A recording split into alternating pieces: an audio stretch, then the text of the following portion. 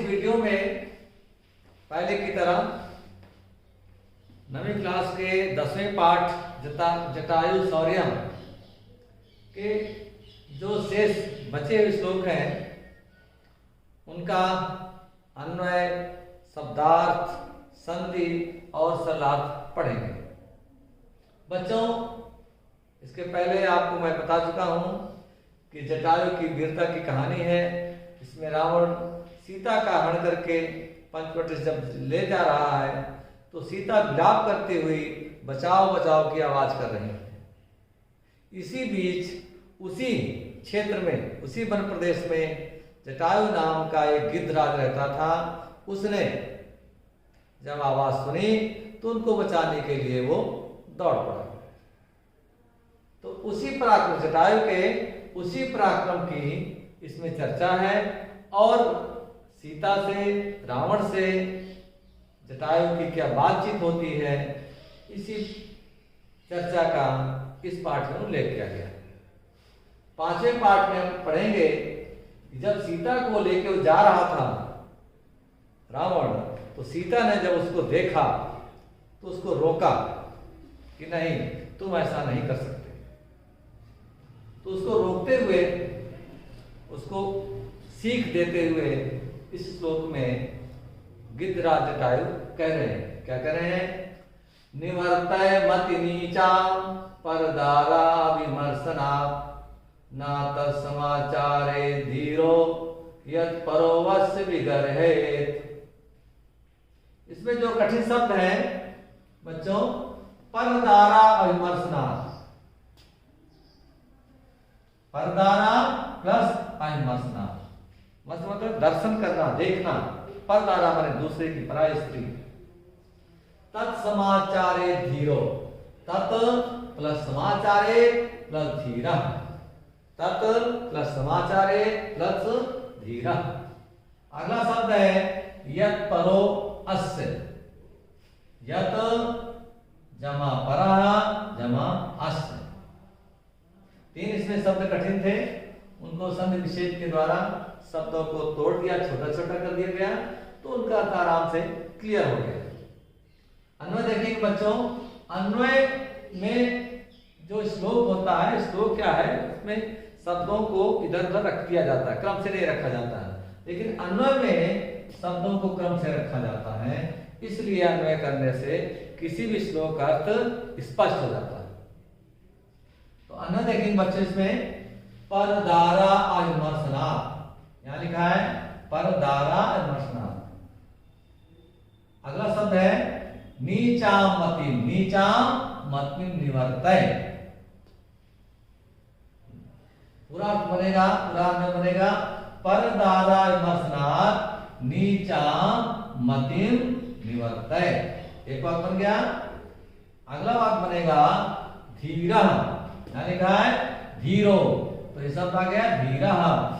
तत् ना समाचरे, धीरा तत् ना समाचरेत यत्, यहां लिखा है यत् अस्य परः विगर्हे, यत् अस्य परः विगर्हे। इसका जब अर्थ देखेंगे तो लिखा है परदारा अविमर्शना, मीन्स पराई, पर माने दूसरे की, दारा माने स्त्री, वधु, दूसरे की स्त्री के अविमर्शन स्पर्श करने से, छूने से क्या होता है? नीचा मति निवर्तय, नीच मत से अपने को रोको। दूसरे की औरत के छूने से जो हमारे अंदर नीच विचार आते हैं, उस नीच विचारों से अपने को रोको। स्पष्ट है। दूसरा बात ऐसे इसको, जटायु रावण को रोकते हुए कहता है, हे रावण, दूसरी की स्त्री के स्पर्श करने से जो आपको नीच विचार प्राप्त हो रहे हैं, उन नीच विचारों से, मत वाले विचारों से अपने को रोको, क्योंकि आप एक राज्य के राजा हो, आपको ये शोभा नहीं देती है कि आप ऐसे नीच घृणित कार्य करें। अगला है बच्चों, ध्यान से देखेंगे, धीरा ततना समाचरे। धीरा माने धीर पुरुष, महान पुरुष आप महान हो, इसलिए कह रहा है जटायु, हे रावण, धीर पुरुष जो है तत् ना समाचरे, ऐसे कर्म ना करें। धीर पुरुषों को, महान व्यक्तियों को ऐसा कर्म करने से रोका गया है, इसलिए आप ऐसा कर्म ना करें। और क्या कर्म, जिससे कि क्या होगा, यत् परवश विगरहे, जिससे कि दूसरे लोग उसकी विगरहे इतनी निंदा करें। इस समाज में ऐसा नियम बनाया गया है कि कोई भी बुद्धिमान व्यक्ति ऐसा नीच कर्म ना करे जिससे कि दूसरे लोग उसकी निंदा करें। अतः हे रावण, मैं आपको पुनः समझा रहा हूं कि आप ऐसा कर्म मत करिए। ये सीता पराई औरत है, राम की पत्नी है, इसलिए आप इसको छू करके अपने विचारों को नीचा मत बनाएं, आप इसको छोड़ दें, अन्यथा दूसरे लोग आपकी बुराई करेंगे, आपको ये कार्य शोभा नहीं देगा। अगला बच्चों, श्लोक नंबर 6 में इसके आगे घटना का जिक्र है कि ये समझाने के बाद भी जब रावण उसकी बात को नहीं सुनता है, तो जटायु को लगता है कि मेरा इससे युद्ध होगा, इससे मुझे लड़ना ही पड़ेगा, ये मेरी बात को नहीं समझ रहा है। तो वो अपनी स्थिति और रावण की स्थिति का बयान करते हुए कहता है, हे रावण, मेरी स्थिति क्या है, तुम्हारी स्थिति क्या है, तुम इसको भी एक बार समझ लो। तो श्लोक नंबर 6 में महाकवि कालिदास अरण्य कांड में, रामायण के अरण्य कांड में लिखते हुए कहते हैं कि वृद्धो अहम तुम युवा धन्वी सर्ता कवची सरी ना चाप्यादाय कुशली वैदेही में गमिष्यसि। पुनः पढ़ेंगे इसको। वृद्धो अहम तम युवा धन्वी सर्था कवची सरी ना चाप्यादाय कुशली वैदेही में गमिष्यसि। इसमें जो कठिन शब्द है वृद्धो अहम, वृद्धा प्लस अहम, चाप्यादाय, चाप प्लस आपी प्लस आदाय। तो अन्वय जब देखेंगे तो ये श्लोक और सरल हो जाएगा। इसमें जटायु कह रहा है कि वृद्धो अहम वृद्धा, मैं वृद्ध हूं, और तुम कैसे हो? रावण कहता है तुम युवा, नौजवान, तुम्हारी उम्र मुझसे कम है, धन्वी, तुम्हारे पास धनुष है, सर्था, तुम रथ में आरूढ़ हो, रथ में चढ़े हो, रथ भी है तुम्हारे पास, कवची, कवच धारण किए हो, और शरीर तुम्हारे पास तीखे तीखे बाण भी हैं। फिर भी इतने सब होने के बावजूद भी मेरे पास ना मैं नौजवान हूं, ना मेरे पास धनुष है, ना मेरे पास रथ है, ना मेरे पास कवच है, ना मेरे पास तीर है। इन सब होने के बावजूद भी हे रावण, मैं तुम्हें इसके बावजूद भी मैं वैदेही, तुम मेरी वैदेही को आदाय में लेकर के कुशलीम ना गमिष्यसि, कुशलता पूर्वक आसानी से नहीं जा पाओगे। हे रावण, मैं इसके बावजूद भी तुम्हें समझा रहा हूं, चेतावनी दे रहा हूं, कितना सब हो कुछ होने के बावजूद भी तुम आसानी से मेरी सीता को यहां से नहीं ले जा पाओगे। इसका बेटा देखते हैं बच्चों, अर्थ है अहम वृद्धा, मैं बूढ़ा हूं, तुम युवा, तुम नौजवान हो, धन्वी, धनुर्धारी हो, मैंने सुना है तुम बहुत बड़ा धनुर्धारी हो, सरथा, रथ में तुम आरूढ़ हो, रथ में चढ़े हुए हो, तुम्हारा रथ भी आम रथ जैसा नहीं है, तुम्हारा रथ भी उड़ने वाला रथ है। और क्या है? कवच से, कवची कर कवच धारण कर रखे हो, ऐसा लग रहा है तुम युद्ध भूमि पहले से लड़ने की तैयारी करके आए हो, इसलिए तुम एक योद्धा की वेशभूषा में कवच धारण करके आए हो, सरीचा, और तुम बाणों से युक्त हो, तुम्हारे तरकस में तीर भी हैं, इसलिए इसके बावजूद भी मैं वैदेही, मेरी सीता को, फिर भी मेरी सीता को आदाय में लेकर के कुशल पूर्वक तुम नहीं जा पाओगे। अतः हे रावण, तुम मेरी बात को मान जाओ और सीता को सकुशल छोड़ करके अकेले जाओ, ये अनर्थ काम मत करो। बच्चों, बहुत रुचिपूरक प्रसंग है, इसको थोड़ा आप पढ़ेंगे बार बार करके तो बहुत अच्छा लगेगा। प्रसंग बहुत अच्छा है, रामायण में आप जरूर पहले से देख चुके हैं, इसलिए उसी घटना का इसमें जिक्र किया गया है। आज श्लोक नंबर 7 में बच्चों पढ़ेंगे कि अब जब रावण नहीं मानता बार बार समझाने पर भी, तो दोनों का युद्ध शुरू हो जाता है। युद्ध में महाबली जटायु रावण को कई घाव कर देते हैं अपने पंजों से, तो उसी का जिक्र है इस श्लोक में, ध्यान से बच्चों पढ़ेंगे। तस्य तीक्ष्ण नखाभ्याम तो चरणाभ्याम महाबलः चकार बहुधा गात्रे मृणान पतग सप्तमः। फिर से पढ़े दोबारा। तस्य तीक्ष्ण नखाभ्याम तो चरणाभ्याम महाबलः चकार बहुधा गात्रे मृणान पतग सप्तमः। इसे बच्चों सन्धि विच्छेद है, वर्णान पतग सप्तमा, वर्णान प्लस पतग सप्तमा। एक ही शब्द कठिन है और सारे शब्द आसान है, और जो कठिन शब्द था उसको हमने दो शब्दों में दो भागों में बांट करके आसान कर दिया। वर्णान कहते हैं घाव को, घाव, घाव को व्रण माने घाव होता है। पतग सप्तमा, पतग कहते हैं पक्षियों का पर्यायवाची खग, खग शब्द के लिए पतग आता है। तो अर्थ देखेंगे, अन्वय पहले देखेंगे।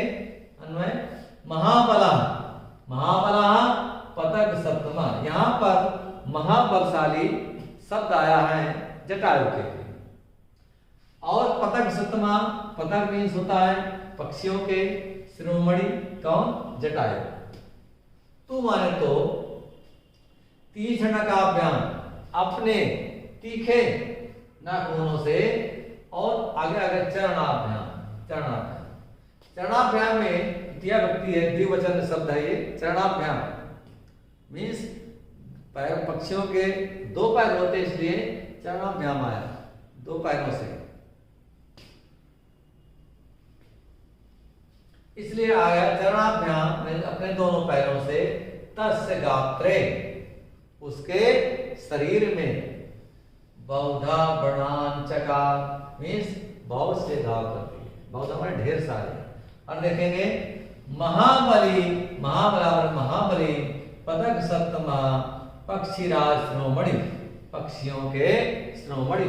जटायु गिद्ध, गिद्धों की श्रेणी में आते थे, और गिद्ध पक्षीराज श्रोमणि, बहुत पक्षियों में एक ऊंचा स्थान गिद्धों का माना जाता है, इसलिए उनको कहा गया है पक्षीराज श्रोमणि। तो पक्षीराज महाबली पक्षीराज श्रोमणि जटायु ने तीक्ष्णाभ्याम नखाभ्याम, अपने तीखे नाखूनों से, तीखे नाखूनों वाले, चरणाभ्याम वाले अपने पंजों से, उनके पंजे किसे थे? तीखे नाखूनों के से युक्त थे, इसलिए तीखे नाखून वाले अपने पंजों से क्या किया है?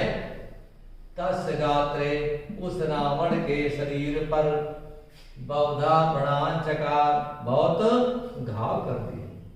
बाबा के हुआ जब रावण को बार बार जटायु ने समझाया और वो नहीं माना, तब जटायु ने सोचा अब इसको रोकने के लिए मेरा आक्रमण करना बहुत जरूरी है।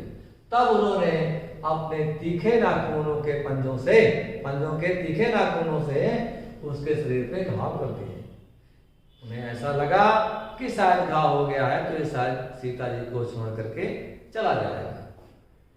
इसके बाद देखिए श्लोक नंबर 8 में, ततो अस्सस्रम चापम मुक्तामणि विभूषितम चरणाभ्याम महातेजा बभंचास महाधनु। दोबारा पढ़ेंगे इसको पुनश्च। ततो अस्सस्रम चापम मुक्तामणि विभूषितम चरणाभ्याम महातेजा भवान भवान भवाचास महाधनु। इसमें बच्चों जो कठिन शब्द है ततो अस्य, दो शब्द करेंगे, अलग अलग दो पद हैं, तथा प्लस अस्य, तब अस मैंने उसके। भवान भवान चास्य, भवंच प्लस अस्य, भवंच प्लस अस्य। मा धनु, मा प्लस धनु। तो इसका अंदर देखेंगे, अंदर से इसका थोड़ा सा आसान हो जाएगा। ततः तब महातेजा, महातेजा में यहां से लिया, ततः महातेजा अस्य, अस्य यहां से आएगा, अस्य मुक्तामणि विभूषितम, मुक्तामणि विभूषितम ससरम, ससरम यहां से लेंगे, ससरम चापम अस्य, अस्य यहां से आएगा, अस्य महत धनु चरणाभ्याम भवंच। अब जब क्या किया उन्होंने, आक्रमण के बाद क्या हो, घटनाएं क्या होती हैं ये भी देख लीजिए। एक तो पहले तो आक्रमण किया तो घाव कर दिया, दूसरा क्या किया उन्होंने, इसके आगे घटना क्या होती है, तथा मन इसके बाद महातेजावान, महान तेजस्वी जटायु में, यहाँ महातेजा शब्द आया है जटायु के लिए। ऊपर के श्लोक में आया था महाबला, महाबला शब्द आया था जटायु के लिए।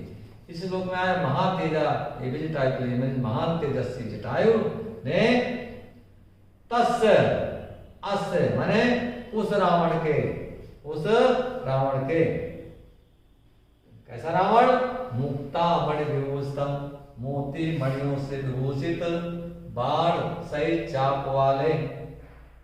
उसका धनुष कैसा था, जिसमें मोती और मणि लगे हुए थे, तो मुक्तामणि से सजे हुए, उसमें सजे हुए बाण सहित, लिखा है ससरा माने बाण सहित, चापम माने चाप वाले, बाण सहित चाप वाले असमाधनु, उसके महान धन को, उसका धनुष भी बहुत सुंदर सजा हुआ था मणियों से, मोतियों से, ऐसे महान धन को क्या किया, असमाधनु चरणाभ्याम भवंच, मीन्स अपने चरणों के प्रहार से भवंच माने टुकड़े टुकड़े कर दिया, भंग कर दिया, तोड़ दिया।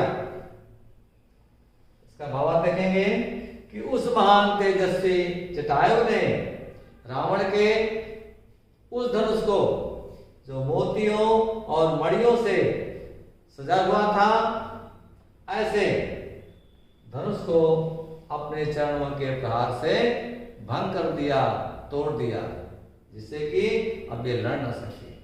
धन्यवाद बच्चों। इसके अगले श्लोक को हम अगले वीडियो में देखेंगे।